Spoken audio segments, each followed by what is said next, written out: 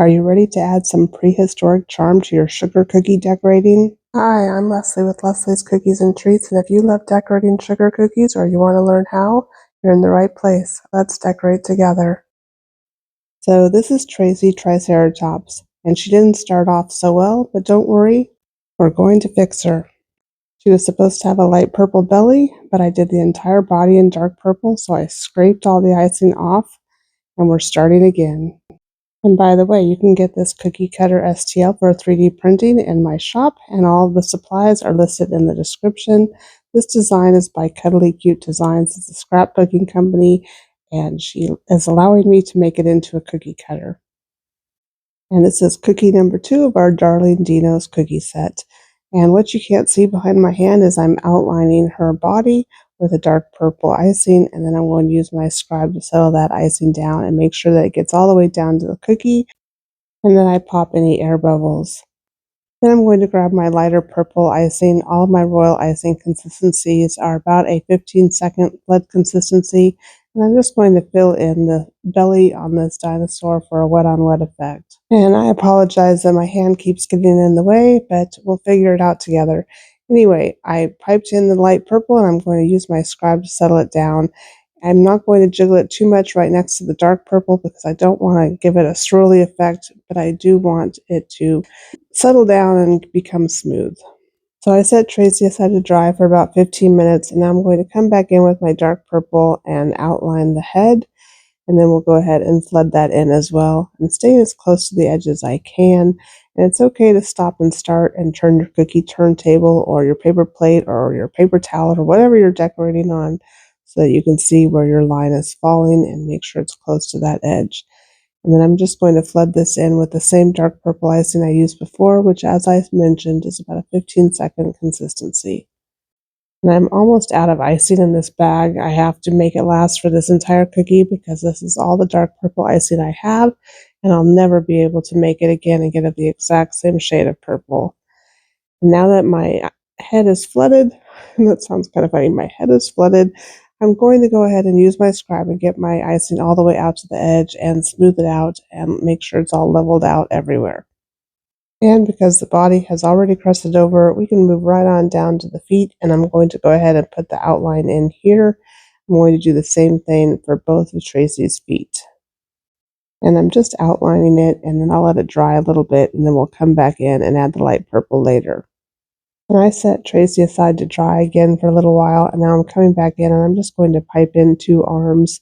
It really doesn't matter where you put them or what shape they are. I'm just going to pipe in 2 arms for Tracy that meet in the middle. I'm going to start with one, use my scribe to shape and settle it down, and let Tracy dry again for a little bit before piping the next one. And I'm going to overlap them just a little bit in the center here. And it's really helpful for flooding little areas like this if you have a dehydrator or a small table fan or even a small table heater set on low. And then you want to put your cookie in front of that for a little while so that the top icing can crust over before it has a chance to form a crater. And I'm also going to go ahead and fill in the feet now with the light purple icing, again using my scribe to settle it down. And because the dark purple surrounding the feet have already crusted over, we can go ahead and put in one of the toes. I'm going to put a little triangle for the center toe. I'm using a light gray icing, also in a 15-second consistency. And we'll just flood that in, or just even put a dot, and then use your scribe to shape it and turn it into a triangle shape. And while we wait for the toes to dry, we'll move on up to the face and pipe in the eyes. I'm going to use my projector for this because my icing is not all the way dry. So if you're going to use a different method, you're going to want to wait for your icing to dry completely. But I'm just going to project the image and then use my black royal icing to outline and flood in where the eyes are, and then I'll add some highlights. And as always, I'll use my scribe to settle the icing down, pop any air bubbles, and shape it if I need to. And then Tracy has a couple of tear-shaped highlights, so we're just going to make a dot in both eyes. And then I'll grab my scribe, or you can use a toothpick, and I'm just going to drag it out to the side so that it has a nice little teardrop-shaped highlight at the top of her eye. And then one little tiny dot underneath that. I'm doing this right in the wet black icing for a wet-on-wet effect. And then I'll grab my white icing and also add in the outside edge of the eye. I'm following the design from Cuddly Cute Designs, and I'll link that in the description as well. But the eyes are the cutest part of this cookie, so you want to make sure you take the time to really pay attention to the details here and get them as close to the original design as you can because it's just adorable. And once again, I'm using my scribe to shape it and kind of move it around and get it close to where I want it to be. I'm going to be very careful not to move the black icing for the eye because I don't want it to get all blurry together. So back into the dehydrator Tracy goes, or you can put her in front of your table fan. Now I'm going to outline the face once again using my projector, and then we'll flood that in.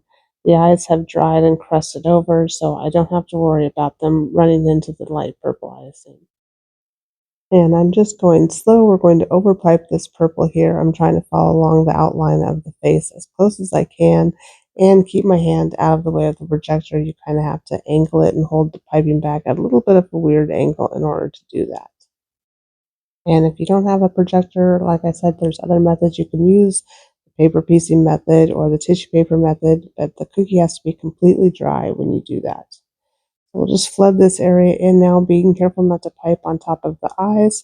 You can use your scribe or your toothpick to kind of push the icing over to the eyes so that you don't have to worry about covering them up. Ooh, and I got an air bubble. Did you see that? I love it when I find them and I'm able to pop them with my scribe. So carefully push your icing up around those eyes, shape it as you need to, and pop any air bubbles.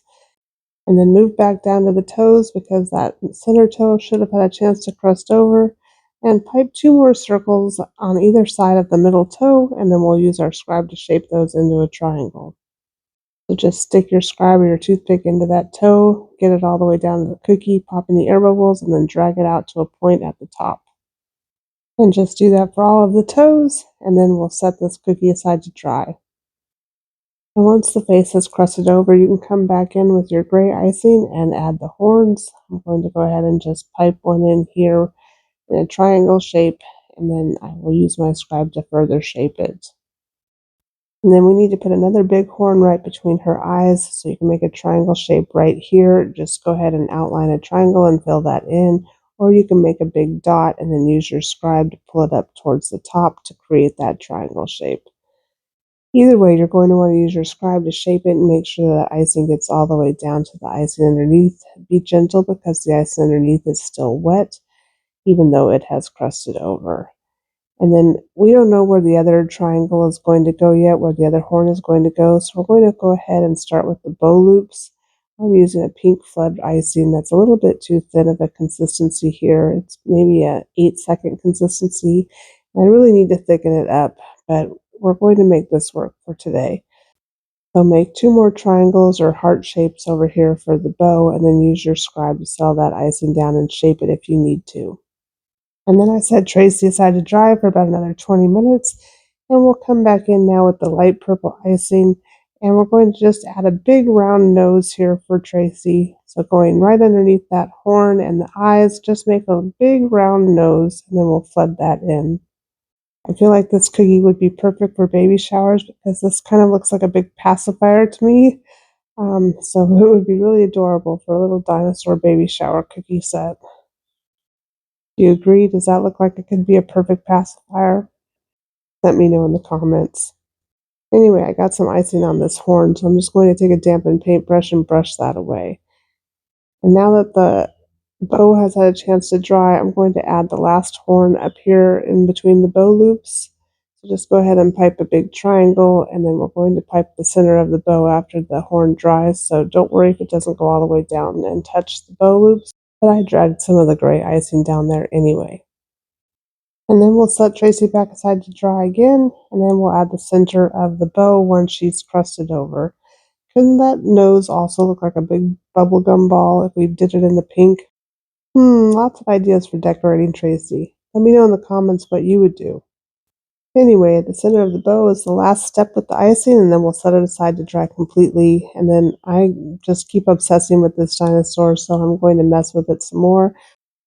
She seriously doesn't need any shading, but I'm going to add some detail to the bow. I'm using a red luster dust from the Sugar Art, and I really didn't like how that came out. And it's just not what I was looking for, so now I've taken a dampened paintbrush and I'm trying to brush some of that red color away. I wanted it to just look like faint crease lines, and instead I just made kind of a red blob. It happens sometimes, but almost everything is fixable. So I brushed most of that away, and now I'm coming back in with my fine paintbrush and just re-adding a couple little lines. And then I also grabbed some blue luster dust from the sugar art and a fatter paintbrush, and I'm just going to go around the outside edges of her face just to give it a little bit more dimension. And you can even blend these two luster dusts together, the red and the blue, if you don't have purple, if you would rather have more of a purple outline to the face. Anyway, that shading wasn't necessary at all, but I'm just obsessed with this dinosaur and can't stop playing with her. And so now I have an edible marker, and we're just going to add in the mouth and then two little nostrils, and then this cookie will be done. It's really, really cute.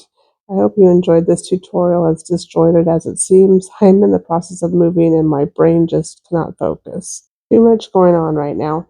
Anyway, you could tell that because I had to scrape off all the icing and start over at the beginning, but we fixed it and she's beautiful. And once I finish moving, we'll get tutorials up for the other two dinosaurs in the series. Thanks for watching. Bye.